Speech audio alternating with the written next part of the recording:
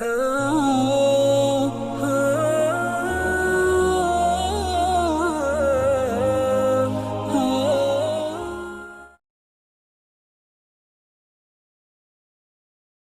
warahmatullahi wabarakatuh. Innal hamdalillah nahmaduhu wa nasta'inuhu wa nastaghfiruh wa na'udzu billahi ta'ala min syururi anfusina wa min sayyiati a'malina. Man yahdihillahu fala mudilla lah wa man yudlil fala hadiyalah. Asyhadu an la ilaha illallah wahdah la syarika lah wa asyhadu anna sayyidana Muhammadan abduhu wa rasuluh. Allahumma salli wa sallim ala sayyidina Muhammad wa ala alihi wa sahbihi ajma'in. Amma ba'du. Alhamdulillahi rabbil alamin. Wa syukurillah, kita panjatkan kepada Allah Subhanahu wa taala yang memberikan berbagai macam nikmat kepada kita sehingga kita masih merasakan udara segar di malam ini. Kita masih diberikan oleh Allah Subhanahu wa taala peluang untuk memperbaiki diri. Kita masih diberikan oleh Allah Subhanahu wa taala karunia keimanan dan ketakwaan. Semoga karunia ini bisa kita manfaatkan dengan sebaik-baiknya. Semoga bisa menjadi wasilah bagi kita untuk memasuki syurganya kelak. Amin ya rabbal alamin. Alhamdulillahi rabbil alamin. Ahlan wa sahlan, berjumpa lagi dengan kami Al-Faqir Anggana Mahendra, langsung dari Kuala Lumpur, Malaysia, untuk acara mingguan kita insyaAllah, yaitu berupa tanya jawab seputar Al-Quran. Alhamdulillah, sudah masuk 3 pertanyaan yang sudah disaring oleh redaksi kami. InsyaAllah sama-sama kita bincangkan dan kita bahas bersama-sama. Pertanyaan pertama, Bismillahirrahmanirrahim. Assalamualaikum warahmatullahi wabarakatuh. Assalamualaikum warahmatullahi wabarakatuh. Assalamualaikum, bolehkah belajar Al-Quran dari YouTube tanpa melalui seorang guru, tapi dengan menyimak bacaan para syekh-syekh yang masyhur?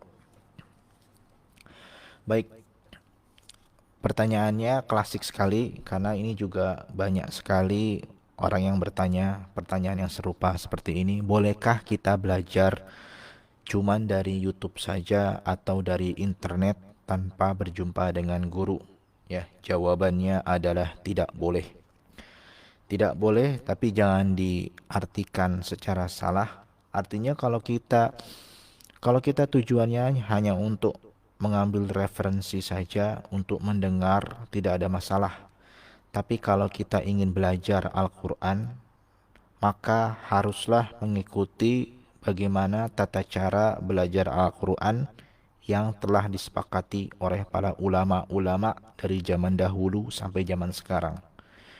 Tata cara belajar Al-Quran mengambil bacaan dari seorang guru secara khusus, harus secara talaqi wa musyafahah. Ya. Jadi saya ulangi, cara belajar Al-Quran yang betul adalah secara bertalaqi wa musyafahah. Jadi kalau kita hanya mendengarkan bacaan dari YouTube sahaja tanpa adanya interaksi, maka hal tersebut tidak diperbolehkan. Kenapa? Karena boleh jadi bacaan yang kita dengarkan itu betul dan kita coba untuk menirunya, ya. Tetapi ketika kita menirunya, tidak ada yang bisa mengkoreksinya. Kenapa? Karena tidak ada interaksi. Itulah pentingnya adanya metode yang namanya talaqi musyafahah. Kenapa harus bertalaqi musyafahah? Kan zaman sekarang internet sudah ada. Tinggal seorang syekh direkam saja bacaannya, disebarkan ke seluruh dunia, dan semua orang bisa belajar dengan mudah. Betul. Teknologi zaman sekarang memudahkan kita dan juga membantu kita. ya. Tetapi bukan berarti lantas proses belajarnya tidak mengikuti aturan dan tertibnya, ya. Jadi kenapa begitu? Karena Al-Quran itu kan adalah sunnah muttaba'ah, yang diikuti, sunnah yang diikuti dari guru. Sehingga mengambil bacaannya dari seorang guru itu wajib untuk menjaga kemurnian bacaannya. Beginilah yang dilakukan oleh ulama-ulama terdahulu. Ya, jadi silsilah bacaan kita itu jelas siapa gurunya, siapa yang mengkoreksinya, dan bacaan guru kita tersebut juga sudah dikoreksi oleh gurunya dan gurunya terus dan gurunya sampai pada Nabi Shallallahu Alaihi Wasallam. Penting, kenapa? Karena bacaan Al-Quran itu memang harus diambil secara tatap muka. Ya, jadi metode talaqi musyafahah itu ada dua yang disepakati oleh para ulama. Yang pertama adalah metode yang mana seorang murid berjumpa dengan gurunya di depannya langsung, ya, baina yadai, di depan gurunya berhadap-hadapan. Bahkan di riwayat-riwayat lain kalau disebutkan perumpamaan orang-orang yang menuntut ilmu zaman dahulu itu, guru dan murid itu bahkan dengkulnya itu saling berdekatan, bersentuhan, menunjukkan bahwa guru itu betul-betul ada di depan muridnya. Jadi bagaimana si guru dan murid bertemu untuk transmisi atau belajar, ya, belajar mengajar. Jadi yang pertama adalah si guru membacakan bacaannya, ya. Jadi membacakan bacaannya satu ayat, kemudian si murid mengulang bacaannya, tentunya dengan hafazannya, ya. Ini yang pertama. Yang kedua adalah si murid memperdengarkan bacaannya kepada gurunya. Ya, itu dua metode. Yang paling afdol itu adalah yang pertama. Kenapa? Karena dia sebagaimana metode dulu Nabi Shallallahu Alaihi Wasallam belajar dengan Jibril alaihissalam. Ya, itu yang paling afdol. Tetapi yang paling afdol ini juga memerlukan waktu yang sangat banyak. Ya, antum boleh bayangkan 30 juz si gurunya baca satu ayat, diulang satu ayat, ya. Ketika bacaannya salah, suruh ngulang lagi, terus-terus sampai bacaannya betul. Dan begitu seterusnya sampai surat An-Nas, ya. Itu adalah metode talaqi musyafahah. Nah, jadi metode yang ini basicnya adalah wajib.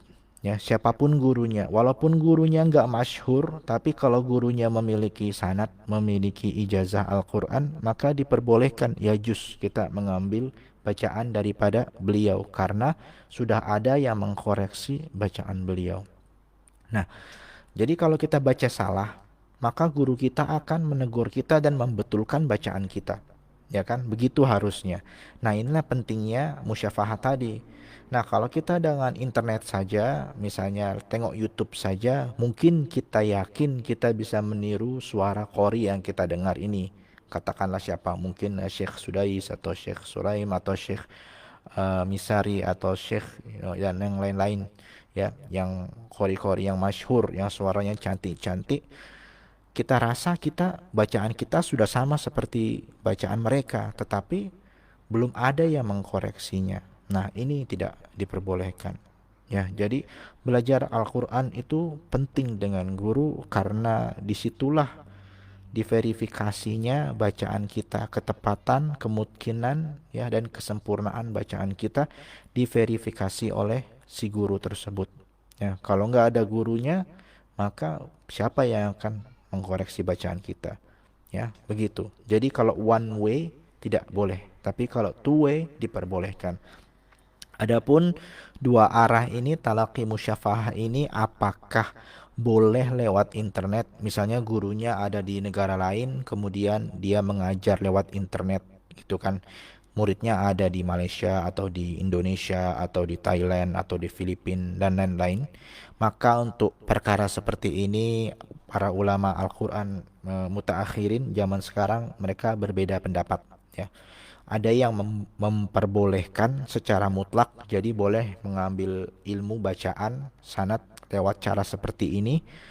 Ya, ada juga yang tidak membolehkan sama sekali, harus berjumpa tatap muka karena ditakutkannya nanti ada distorsi gangguan internet atau gangguan koneksi sehingga suaranya tidak terdengar dengan jelas. Atau yang ketiga adalah memperbolehkan dengan syarat, ya. Yang memperbolehkan dengan syarat ini misalnya Syekh Dr. Ahmad Isa Al-Ma'sarawi ketika kami tanya permasalahan yang sama, beliau memperbolehkan dengan syarat. Dengan syarat si murid ini memang ada uzur. Jadi murid ini sudah bertalaki dengan beliau sampai mungkin 10 juz, ya, banyaklah. Dan bacaannya sudah beliau yakini sempurna, bagus, ya. Maka ketika mungkin si syekh sedang safar atau si murid ini mungkin pulang ke kampung halamannya habis belajar di Mesir misalnya dan ingin terus meneruskan talakinya, maka diperbolehkan lewat internet, ya. Tapi catatannya seperti itu, darurat dan memang sudah diverifikasi oleh syekh, artinya sudah pernah berjumpa dengan syekhnya, sudah pernah bertalaki dalam masa yang lama dan syekh sudah yakin bahwa bacaannya bagus. Nah, ini diperbolehkan. Jadi ada tiga pendapat tentang talaki lewat internet. Ya, yang pertama boleh, yang kedua sama sekali tidak boleh, yang ketiga adalah betul-betul mengikut kepada syarat dan kondisi. Ya, jadi boleh dengan catatan.